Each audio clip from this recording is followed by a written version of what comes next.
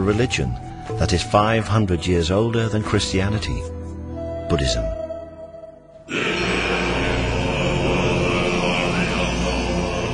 When a great Buddhist holy man, or Lama, dies, wise men consult the stars and other omens and set off, often on extraordinarily long journeys, to find the infant who is the reincarnation of the Lama. When the child is old enough, he is taken away from his parents and educated in the Buddhist faith.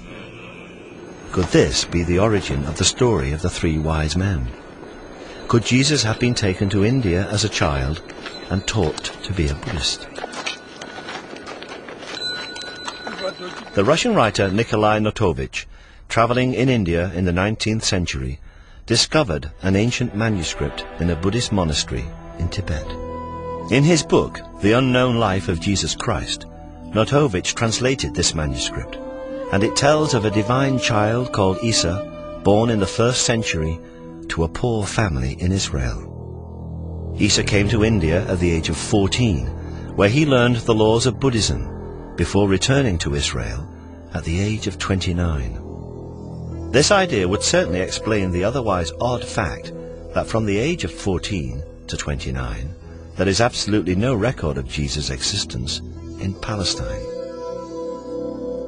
Certainly, the later teachings and miracles of Jesus have uncanny parallels with the teachings and miracles of the Buddha. Loving your enemies and the idea that the meek will inherit the earth have absolutely no tradition or precedent in Judaism, but they are entirely consistent with Buddhism. He cometh unto them, walking on the sea. He walks upon the water, without parting it, as if on solid ground. It is easier for a camel to go through the eye of a needle than for a rich man to enter the kingdom of God.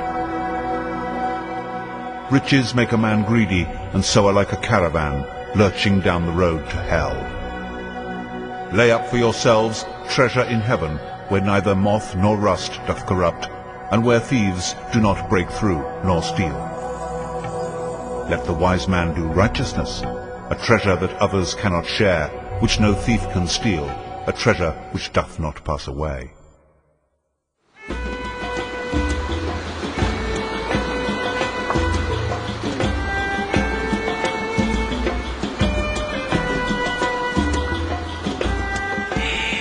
But if Jesus travelled or returned to the East, surely there would be legends, like those in the south of France, to support the idea. And of course, there are such traditions. In fact, the people here in Kashmir call their tribe Ben-e Israel, and claim to be descendants of the lost tribes. And here there are stories that in the 1st century, Isa, known locally as Yusasaf, meaning leader of the healed, returned to Kashmir in his 30s. Yusasaf's ministry here can easily be seen as a continuation of the Jesus ministry.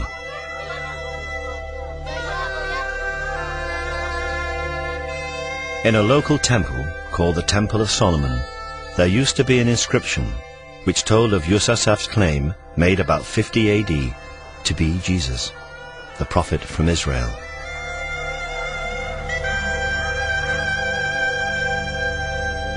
तमाम कश्मीर की तारीखों में यही लिखा है कि ये बाहर से आया है, ये प्रॉफिट था, ये पैगंबर था, और इस्राइल से आया, नस्बैन से अंदर बॉर्डर में आया है, और फिर यही तबलीग करता रहा है.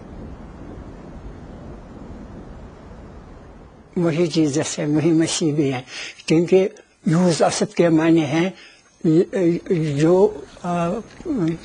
कोड़ी के मर्ज में हूँ उनको शिफा देने वाला, उनका इलाज करने वाला, जो शिफा याब हुए उसको यूज़ असद के दूसरे मायने हैं कि यूज़ असद के दूसरे मायने हैं जमा करने वाला.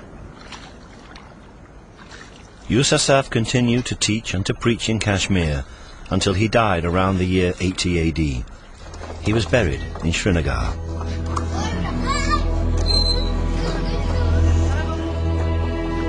and this rather modest building is, they say, his tomb. The first shrine erected around the site was built in 112 AD. In fact, it is now a shared gravesite. In the 15th century, the Islamic holy man Syed Nazir ud Din was also buried here. Although both the gravestones under the cloth point north-south in the Islamic tradition, the body of Yousasaf is buried beneath in a grave dug east-west in the Jewish tradition.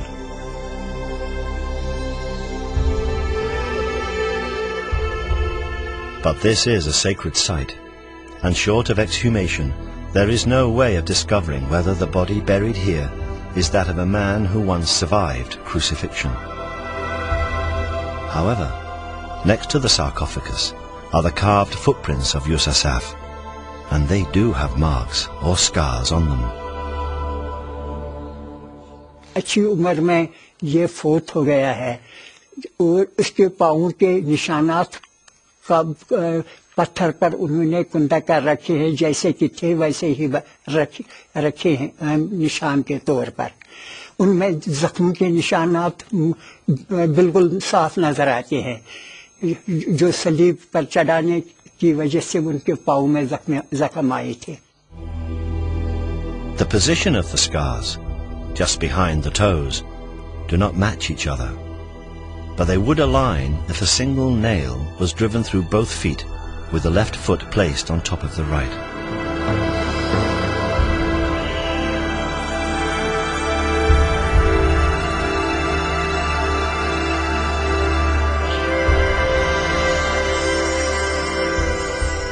There are many who believe this to be the tomb of Jesus. If this is the tomb of Jesus, then he spent most of his life in the mountain kingdom of Kashmir. He did not die on the cross. There was no resurrection. He did not ascend into heaven, and he does not sit at the right hand of God. For many Christians, this would be the end of Christianity as we know it.